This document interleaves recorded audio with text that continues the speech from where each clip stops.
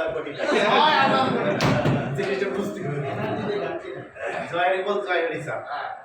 পৃথিবীর প্রতিটি মানুষের হৃদয়ে হরিনাম পৌঁছে দেয়া এই উদ্দেশ্য নিয়ে 1999 সালে প্রতিষ্ঠিত হয়েছিল ঢাকা বিশ্ববিদ্যালয়ে ঐতিহ্যবাহী জগন্নাথ হলে শ্রী হরিচাঁদ শিক্ষক সমিতি পরিষদ, যার হাত ধরে আমার এই পরিষদের সদস্য, তাকে আমি প্রথমে ধন্যবাদ জানাই। আমার কাকা মতো গোবিন্দ বিশ্বাস, তিনি আমার রুমে গিয়েছিলেন, ছোট্ট একটা হরিচাঁদ ঠাকুরের ছবি এবং 10 টাকা দিয়ে একটা মানে ফর্ম ফিল আপ আর রিসিট কেটে দিয়েছিলেন, এটুকু আমার মনে আছে। তো সেই পরিষদের নতুন রুমে আজকে উপস্থিত আমাদের হরিচাঁদ মন্দিরের সুযোগ্য ডাইনামিক সভাপতি, কার্যকারী সভাপতি, নাম যাতে করতেছি না একটু যাতে আমাদের সেক্রেটারি মহোদয় এবং আমাদের অন্যতম অভিভাবক রঞ্জিত মল্লিক দাদা, মুখ্য সাহিত্য সমাজের নেতৃবৃন্দ, মহাসচিব, যুগ্ম সাধারণ সম্পাদক, আমাদের সাংগঠনিক সম্পাদক, জয়েন্ট সেক্রেটারি যারা আছে, সর্বোপরি এই সংগঠনের বিগত যারা সভাপতি বা সেক্রেটারি ছিলেন তাদেরকেও ধন্যবাদ জানাই। দাদা এসেছেন, তারা আমাদের সিনিয়র দাদা সুজংসুনা গাইড, তেনা মানে তার সম্পর্কে একটা কথাই বলবো, হিন্দু বৌদ্ধ খ্রিস্টান ঐক্য পরিষদের টপ লেভেলের নেতা, জাতি নিয়ে বিশাল চিন্তা করে। আমার সিনিয়র ভাই তাপস আছে, বরুণ আছে, পরিমল এবং চিন্ময় সহ আরও যারা স্টুডেন্ট আছে সবাইকে আমি আন্তরিক শুভেচ্ছা এবং অভিনন্দন জানাচ্ছি। আমি এই পরিষদের এক কথায় আমি বলবো, ঢাকা বিশ্ববিদ্যালয়ে জগন্নাথ হলে শ্রী হরিচাঁদ শিক্ষক সমিতি পরিষদ রমনার হরি মন্দিরের স্বপ্নদ্রষ্টা এবং বাস্তবায়নকারী।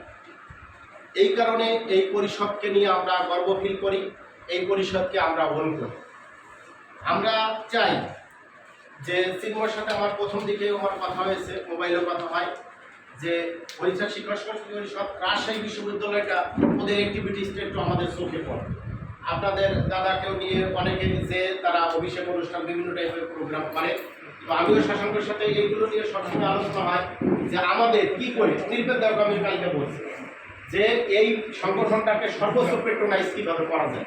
আমরা যারা এক্স স্টুডেন্ট আসি, আমরা এরকম বলে দিচ্ছি তাপসের কাছে যে আমরা বছরে 1000 টাকা দেবো, 100 জন নির্বেদের কাছে বলছি যে 1 লক্ষ টাকা এই 1 বছরে এই পরিষদ ব্যয় হবে।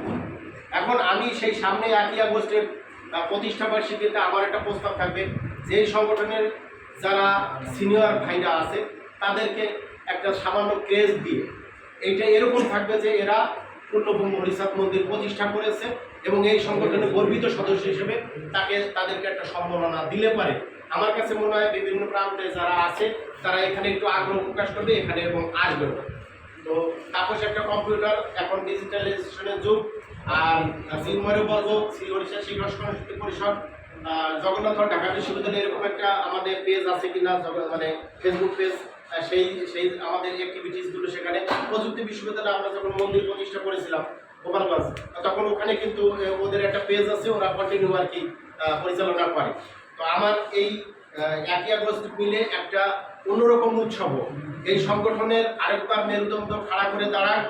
আমি শুধু একটা কথা বলতে চাই, আমার বন্ধুবর, আমার কাকা বলি যাকে, শশাঙ্ক কুমারকে ধন্যবাদ জানাই।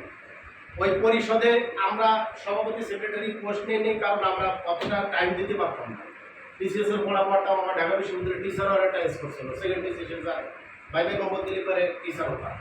তো আমরা ও বলতো কি যে আজকে কিন্তু তরমুজ আছে, ভালো ভালো প্রসাদ, ওই প্রসাদের লোভেও কিন্তু অনেক সময় সেই পরিষদে গেছে। অ্যাক্টিভিটিস কী ছিল, যারা আমরা আগে কথা বলতে পারতাম না, টিএসসি থেকে প্রতারিত আমি যে তোমার ভাষা হয় না, যশোরের সাথে মেশো।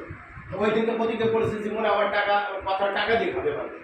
ওই ছোট্ট মঞ্চে বক্তব্য দিতে দিতে এখন আমার একটা ক্লাসে অলরেডি 5,000 10,000 এরকম করে বিভিন্ন জায়গায় যে সেমিনার নিতে যায়। সুতরাং এটা হচ্ছে যারা নতুন প্রজন্ম, যারা স্টুডেন্ট আছে, এই পরিষ্কার করাটাকে তোমার মানে পড়ালেখায় ঘাটতি হচ্ছে এরকম না। এখানে বসে কথা বলা শেখো, এখানে বসে তোমরা মানে নেতৃত্ব দেওয়া শেখো, এখান থেকেই মানে জাগ্রত তোমাদের সামনের যে কেরিয়ার।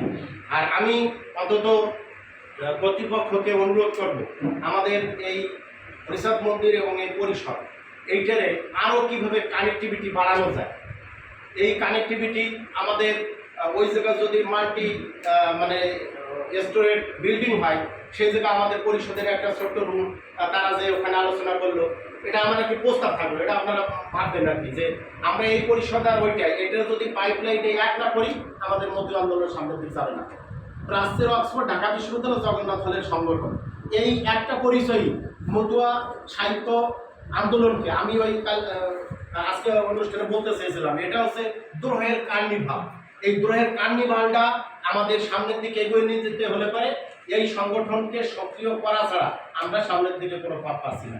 এই জন্য আমরা আর্থিক মানসিক মানে সময় সমস্ত কিছু দিয়ে এই আগামী 1 আগস্ট যে ওয়ান্ডার ডো প্রতিষ্ঠাবার্ষিকী হবে তার জন্য আমরা সর্বাত্মকভাবে প্রস্তুত। এটুকু বলে আমি শেষ করি।